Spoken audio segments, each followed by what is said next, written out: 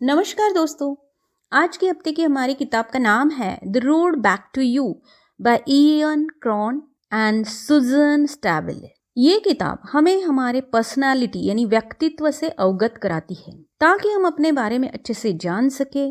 जब हम अपने व्यक्तित्व के बारे में यानी पर्सनालिटी के बारे में जान जाते हैं ना, तो इसका मतलब ये नहीं कि हमें उसी में फिक्स होकर रहना है कि मैं ऐसी ही हूँ, बल्कि हम उस व्यक्तित्व के दायरे से कैसे बाहर निकले, जो अच्छी बातें नहीं है उन्हें कैसे बदले, जो अच्छी है ताकत है उस व्यक्तित्व की उसे कैसे बढ़ाए और उसे हम कैसे बड़ा बनाए, ये बात हमें पता चलती है। एनाग्राम एक पर्सनालिटी टेस्ट का टूल है और वो हमें ये बताता है कि हमारी पर्सनालिटी किस प्रकार की है। ये एनाग्राम टेस्ट आप गूगल पर भी दे सकते हैं, आपको गूगल पर भी मिल जाएगा, उसकी लिंक मैंने डिस्क्रिप्शन में दी है। इस एनाग्राम में 9 तरीके की पर्सनालिटीज यानी व्यक्तित्व के प्रकार बताए गए हैं। जैसे कि पहला व्यक्तित्व है परफेक्शनिस्ट। ये लोग स्वयं अनुशासन यानी सेल्फ डिसिप्लिन्ड होते हैं, जो हमेशा हर बात को सुधारने की कोशिश करते हैं, खुद के भी औरों के भी। सिर्फ उनका दुनिया की ओर जो एक ब्लैक एंड व्हाइट या तो काला या तो सफेद इस तरह का देखने का नजरिया उन्हें थोड़ा सा जिद्दी बना देता है या कई बार दुखी भी बना देता है, क्योंकि वो काले या सफेद के बीच में भी कुछ हो सकता है, ये वो सोच ही नहीं सकते। दूसरा व्यक्तित्व का टाइप है हेल्पर। ये लोग हमेशा सबका ख्याल रखते हैं। उन्हें ये बात अच्छी लगती है कि औरों की मदद करना और औरों को उनकी जरूरत पड़े।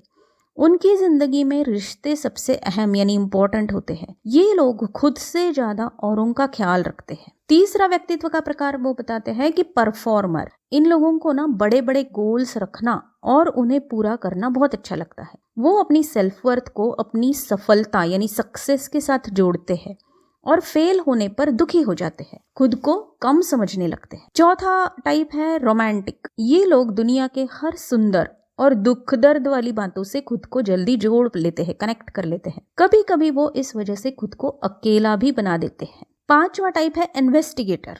ये लोग ज्ञान यानी नॉलेज हासिल करना और इसे औरों को बांटना पसंद करते हैं। ये लोग हमेशा हर बात में स्वतंत्र यानी इंडिपेंडेंट रहना पसंद करते हैं। इसी वजह से ये औरों से मदद लेने में भी हमेशा हिचकिचाते हैं। अगला टाइप है सिक्स्थ लॉयलिस्ट। ये लोग हमेशा औरों की सेवा करने में कमिटेड होते हैं, तत्पर होते हैं। वो बड़े चिंतित हो जाते हैं अगर कम्युनिटी या समुदाय, रूल्स यानी नियम, ऑर्डर यानी व्यवस्था, इन सब में अगर कोई प्रॉब्लम आ जाता है तो वो लोग बहुत परेशान हो जाते हैं। अगला टाइप है एंथुजियास्ट, सातवां टाइप। ये लोग बड़े खुश मिजाज और पार्टी प्रेमी होते हैं। वो लोग हमेशा पॉजिटिव बातें करते हैं। उन्हें कमिटमेंट करना कभी अच्छा नहीं लगता, क्योंकि वो खुशी के पीछे ही दौड़ते रहते हैं और इसी वजह से एडिक्शन भी यानी बुरी लतें भी उन्हें जल्दी लग जाती है। अगला जो टाइप है पर्सनालिटी का, आठवां टाइप, वो है चैलेंजर्स। वो लोग हमेशा नेता बनना, मुखिया बनना पसंद करते हैं। इसीलिए वो हर किसी को जोड़ते रहते हैं, इंसानों को जोड़ते रहते हैं।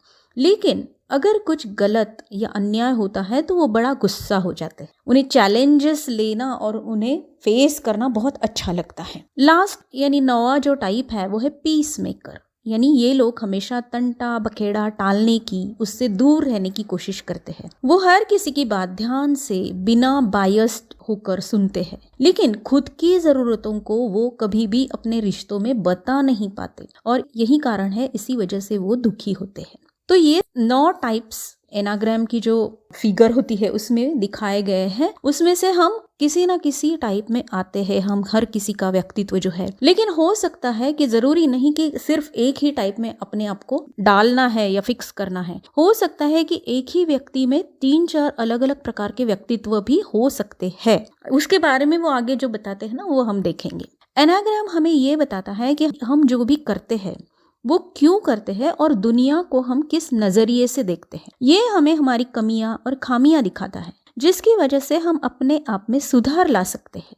इतना ही नहीं, हम एनाग्राम टेस्ट के जरिए अपने दोस्तों, रिश्तेदारों के बारे में, उनके व्यक्तित्व के बारे में भी जान सकते हैं और उनके साथ हमें कैसे बर्ताव रखना है। वो अगर कुछ कह रहे हैं या कर रहे हैं तो वो ऐसा क्यों कर रहे हैं, ये सारी बातें हमें पता चल जाती है। क्या आप गट फीलिंग को समझकर बर्ताव करते हैं या दिमाग से सोचकर करते हैं? तो अगला जो इस टेस्ट का पार्ट है वो इसके बारे में है। इसमें वो गट ट्रायड में पर्सनैलिटी टाइप्स के जो 9 हमने पहले देखे हैं ना, उसमें से कुछ उसके साथ जुड़ते हैं कि जो गट फीलिंग पे मतलब जो अंदर से लगता है वो करते हैं। तो ऐसे में कौन कौन सी पर्सनालिटी के टाइप आते हैं? एक है हेल्पर टाइप 2, जो सबको खुश करने की कोशिश करता है, जिसके कारण वो अपनी नाराजगी को खुल के नहीं बता सकते। जैसे वो औरों की मदद करते हैं, वो मन में ये सोचते हैं कि और लोग भी उनकी मदद करें, लेकिन जब ऐसा नहीं होता है तो उन्हें लगता है कि उनका फायदा उठाया जा रहा है। और उनकी एक बात ये भी होती है कि उन्हें लगता है कि औरों के लिए क्या सही है ये सिर्फ वही जानते हैं, और इस वजह से उनमें घमंड भी आ जाता है। दूसरा टाइप है गट फीलिंग वाला, जो कि हार्ट ट्राइड में आता है, यानी कि दिल से काम करने वाले, दिल से सोचने वाले लोग। वो है टाइप 3 यानी परफॉर्मर। वो हमेशा सक्सेस यानी सफलता के पीछे भागते हैं। वो अपनी गलत प्रतिमा यानी डिल्यूजन में अटक जाते हैं। अगर सक्सेस नहीं भी मिलती है तो नहीं मिलने के एक वजह ढूंढने के बजाय वो गलत अपनी एक इमेज बना लेते हैं कि नहीं, मैं तो सक्सेसफुल हूं ही। उन्हें फेल्यूर बिल्कुल बर्दाश्त नहीं होता। वो अपनी गलत प्रतिमा औरों को दिखाने के चक्कर में औरों को धोखा देना, फंसाना भी शुरू करते हैं। तो ये उनका एक प्रॉब्लम हो जाता है कि वो अपने आप को, कभी मैं असफल हो सकती हूँ, कभी मुझसे भी गलती हो सकती है, कभी मैं भी फेल हो सकती हूँ, ये मानने को तैयार ही नहीं होते।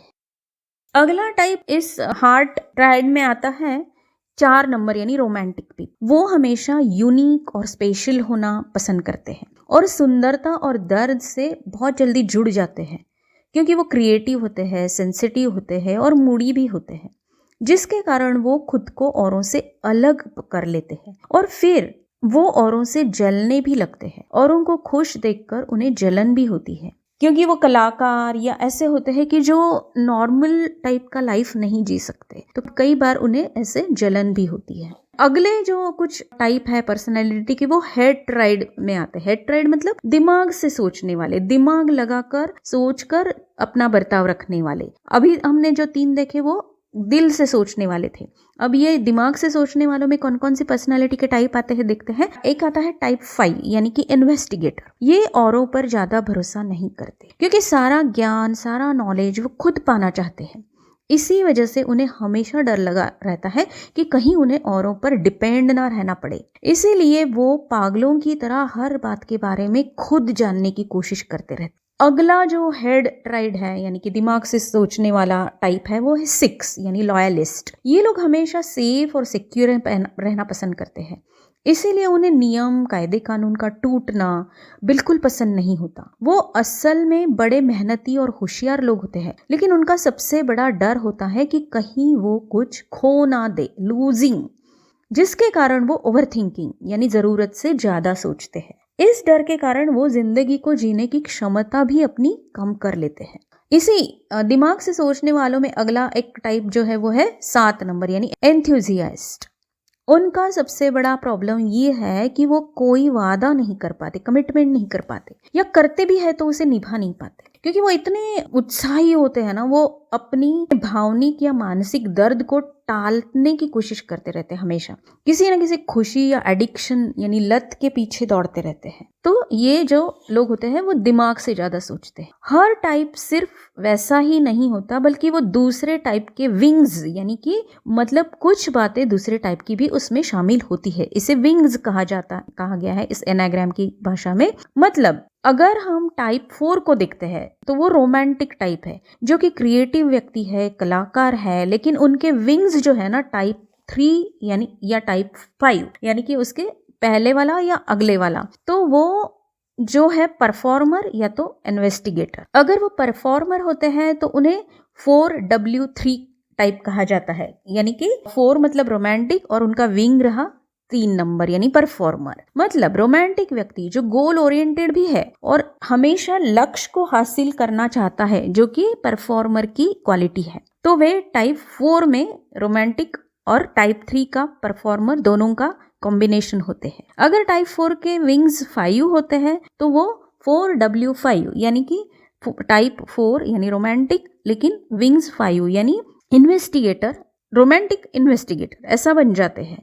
उनकी पर्सनालिटी ऐसे होती है कि रोमांटिक होने से साथ साथ वो इन्वेस्टिगेटर भी बनते हैं, जो कि एक इंडिपेंडेंट यानी स्वतंत्र व्यक्ति होता है। मतलब बेसिक 9 टाइप के जो व्यक्तित्व है, असल में उसके कई ज्यादा तरह के अलग अलग व्यक्तित्व होते हैं। वो तो बेसिक सिर्फ उन्होंने डिस्क्रिप्शन दिया है। जो व्यक्तित्व में है असल में उससे कई ज्यादा, जब उनके विंग्स उनके साथ जुड़ जाते हैं तो कई ज्यादा अलग अलग व्यक्तित्व बन जाते हैं, पर्सनालिटी बन जाती है लोगों की। और कई बार एक टाइप के एक से ज्यादा विंग्स भी हो सकते हैं, यानी कि उनके अगल बगल वाले दोनों तरीके की कुछ कुछ बातें उस व्यक्ति में हो सकती है। जैसे कि अभी हमने देखा कि रोमांटिक के विंग्स है 3 और 5। तो 3 मतलब परफॉर्मर और 5 मतलब इन्वेस्टिगेटर। तो वो व्यक्ति रोमांटिक होने के साथ साथ एक परफॉर्मर की क्वालिटीज भी शो करता है, यानी कि गोल रखना, उसे पाना, उसके लिए मेहनत करना। और इन्वेस्टिगेटर यानी कि पूरा सबका सारी बातों का ज्ञान खुद हासिल करना। ये सारी चीजें वो एक ही व्यक्ति में हो सकती है। और कई बार एक टाइप के एक से ज्यादा विंग्स होते हैं। तो आप अगर ये सोच रहे हैं कि मुझ में कई सारे टाइप का ये थोड़ी थोड़ी बातें मौजूद है, तो वो बिल्कुल गलत नहीं होगा, क्योंकि एक व्यक्ति में एक से ज्यादा विंग्स होने के कारण ये चीजें हमें ऐसा लगता है मुझ में तो ये भी क्वालिटीज है, ये भी क्वालिटीज है, ये भी क्वालिटीज है। हर पर्सनालिटी टाइप की कुछ ताकत होती है और कुछ कमजोरियां होती है, यानी कि कुछ उनके स्ट्रेंथ्स होते हैं, कुछ वीकनेसेस होते हैं। उन्हें अगर हम समझते हैं और अपने विंग्स या दूसरी पर्सनालिटी टाइप की कुछ बातें अपना सकते हैं, तो अपनी कमजोरियों पर हम मात करना और अपनी ताकत को बढ़ाना, यानी स्ट्रेंथ को और बढ़ाना, और जो हमारी वीकनेसेस है उन पर मात करना हमारे लिए आसान हो जाता है। जैसे कि टाइप 1 परफेक्शनिस्ट है। एंथुजियास्टिक यानी टाइप 7 से ये सीख सकते हैं कि हमेशा खुश रहना, क्योंकि टाइप 1 का हमने देखा है कि वो लोग हमेशा दुनिया को ब्लैक एंड व्हाइट की नजर से देखते हैं, जो कि या तो अच्छा या तो बुरा, बीच में वो कुछ सोचते नहीं है। तो कई बार उन्हें ज्यादा दुख झेलना पड़ता है। लेकिन अगर वो एंथुजियास्टिक पर्सन की टाइप 7 की अगर ये बात सीख लेते हैं कि हमेशा खुश रहना है चाहे जो कुछ भी हो, तो वो और अपने व्यक्तित्व में और उनका खुद का जो व्यक्तित्व है परफेक्शनिस्ट का, वो और निखर जाता है।